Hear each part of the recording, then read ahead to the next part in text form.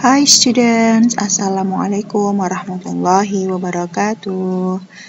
How is everything? Hopefully everything is gonna be fine, right?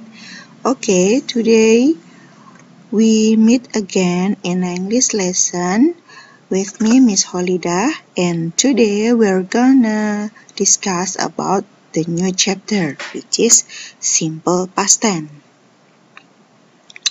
Okay, as usual, before we continue to the next slide, I would like to remind you to prepare your book and please have a note in every slide, okay? Jadi siapkan buku kalian dan catat setiap materi yang akan kita bahas hari ini. Okay, let's begin this meeting by reciting basmalah. Bismillahirrahmanirrahim. Oke, kita langsung bahas aja. Simple past tense itu gunanya untuk apa? Simple past tense is talk about past event. Jadi kita menggunakan simple past tense itu untuk menyatakan kegiatan yang telah terjadi pada masa lampau atau masa lalu. Jadi peristiwa yang sudah ada, yang sudah terjadi di masa lalu. Nah, time signal atau ciri-ciri waktu yang biasa digunakan itu ada apa saja? Kita bisa menggunakan last. Bisa diikuti dengan last month, berarti bulan lalu. Or last year, berarti tahun lalu, dan seterusnya. Bisa juga memakai kata yesterday, artinya kemarin. Or blah blah blah ago. For example, week ago berarti pekan lalu. 2 days ago, 2 hari yang lalu, and etc. And also we can use this morning, pagi ini. Pagi ini berarti sudah berlalu ya. And just now, barusan, baru saja.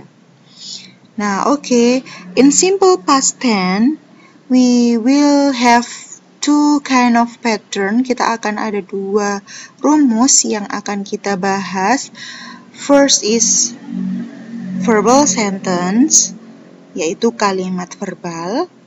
Ayo, masih ingat nggak? Kalimat verbal berarti kalimat yang ada kata kerjanya. Kemudian nominal sentence berarti kalimat yang tidak ada kata kerjanya atau subjeknya tidak melakukan kata kerja. Okay, let's start with the verbal sentence. Ya, rumusnya kita menggunakan subject plus verb to plus object. Jadi ciri-ciri di simple past tense itu kita menggunakan kata kerja bentuk kedua. Nanti kalian bisa lihat di dalam kamus kata kerja bentuk kedua itu ada apa saja ya. Kemudian di negatifnya ada subject plus auxiliary did plus not untuk menyatakan tidak. Kemudian verbnya kembali ke verb 1. Jadi karena sudah ada auxiliary did, maka verbnya kembali ke verb 1 plus object. And then the interrogative sentence, did plus subject plus verb 1. Jadi yang verb 2 itu hanya digunakan di kalimat positif saja. Let's check the example. She watched horror movie yesterday. She watched horror movie yesterday. Dia menonton film horor kemarin. Nah, dia pakai watch plus ed, watched. Negatifnya, she did not watch horror movie yesterday. Sudah ada did di sini, maka watch-nya tadi ada ed-nya, sekarang sudah tidak ada ed-nya, kembali ke verb 1. Interrogatifnya, did she watch horror movie yesterday? Did di depan berarti artinya apakah. Apakah dia menonton film horor kemarin?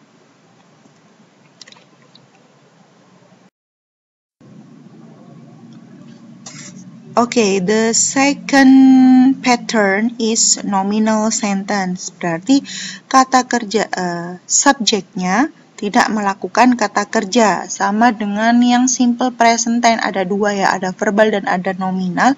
Di simple past tense juga ada dua. Nah, untuk yang nominal sentence ini sama-sama memakai to be, tapi to be-nya beda dengan yang ada di simple past tense. Ya, beda dengan yang ada di simple present tense. Simple past tense berarti to be-nya menggunakan to be bentuk dua, yaitu was and were. Ya, jadi di nominal ada subject plus to be-nya bentuk dua, was atau were.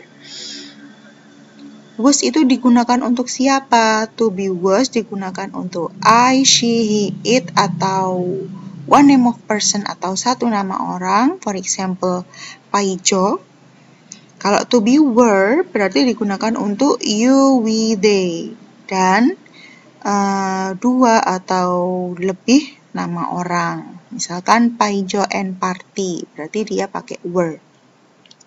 Plus a and a, adjective, noun, or adverb. Oke. Negatifnya tinggal tambahkan not setelah to be, interrogatifnya to be ditaruh di depan. Let's check the example. Mr. Joko and his family spent their holiday in America. Mr. Joko and his family spent their holiday in America. Artinya, Pak Joko dan keluarganya menghabiskan liburan mereka di Amerika. Jadi, verbnya yang mana? Verbnya adalah spend, menghabiskan. Di sini pakai T ya. Nah, kemudian kita lihat di negatifnya. Mr. Joko and his family did not spend their holiday in America. Kita lihat setelah did plus not plus verbnya yang tadi pakai T sekarang berubah menjadi D. Nah, spend ini kebetulan adalah irregular verb, jadi tidak ditambah ed ya. Kemudian interrogatifnya, did Mr. Joko and his family spend their holiday in America? Apakah Pak Joko dan keluarganya menghabiskan liburan mereka di Amerika? Okay, here's the rules how to add ed or d in verbs. Jadi bagaimana sih cara menambahkan d atau ed di akhir kata kerja? Kenapa kita tambahkan d atau ed ya? Karena verb to atau kata kerja bentuk dua itu ada yang reguler dan irreguler. Nah, yang reguler itu biasanya ditambahkan d atau ed.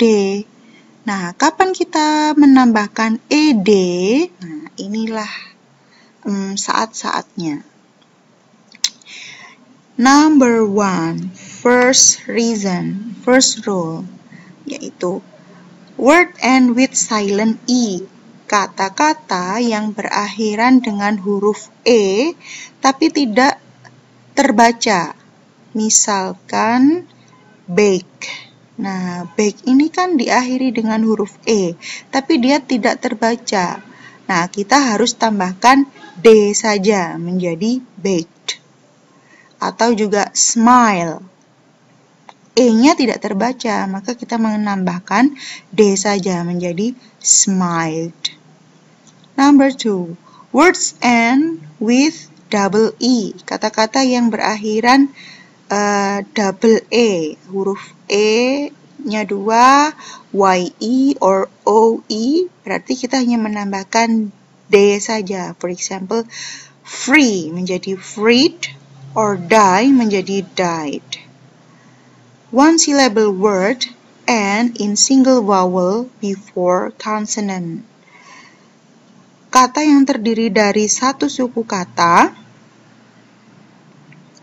kemudian diakhiri dengan satu huruf vokal sebelum konsonannya. Jadi satu suku kata, misal satu kata ya, kata yang terdiri dari satu suku kata stop. Nah, kemudian diakhiri dengan single vowel before consonant. Jadi ini ada single vowel O before consonant. Berarti kita harus mendobelkan huruf terakhirnya, kemudian ditambah dengan ed. Stop menjadi stopped, plan menjadi planet. Next, one syllable word and in double vowel before consonant. Kata yang terdiri dari satu suku kata and in double vowel. Diakhiri dengan huruf vokal double sebelum konsonan. Misalkan treat, hurufnya adalah T-R-E-A-T. Nah, ada E-A di situ, double vowel, maka kita tambahkan E-D, treated. Pour, ada double vowel sebelum konsonan. Ada O-U, konsonannya R, maka kita tambahkan E-D menjadi pour, menjadi poured, menuangkan.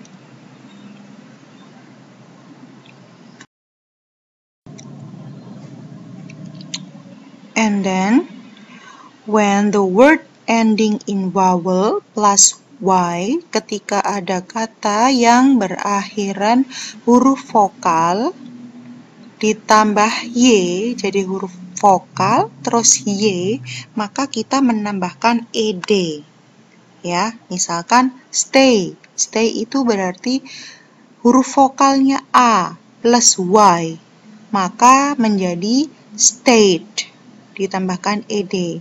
Play, vokal plus Y, maka menjadi played.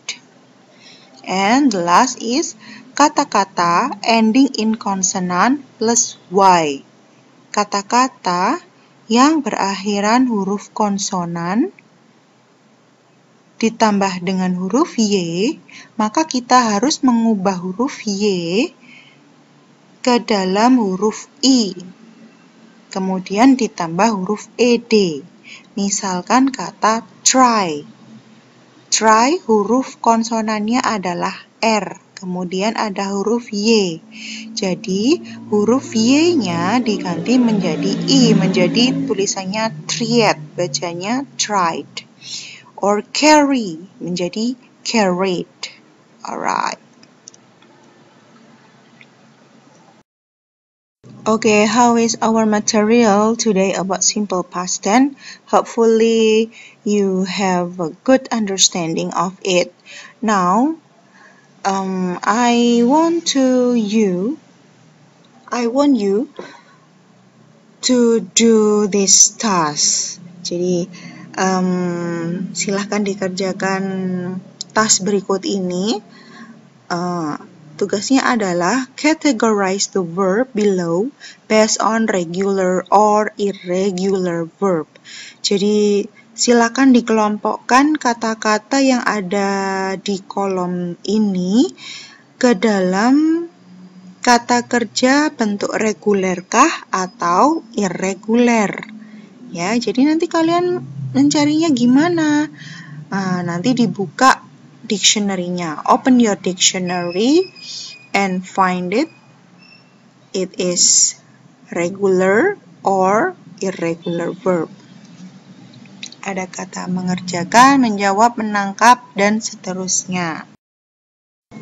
Okay, please do your task into this kind of table. Jadi silakan dikerjakan kata-kata yang tadi dikelompokkan ke dalam tabel seperti yang saya buat ini ya. Ada dua tabel, yaitu regular verb and irregular verb.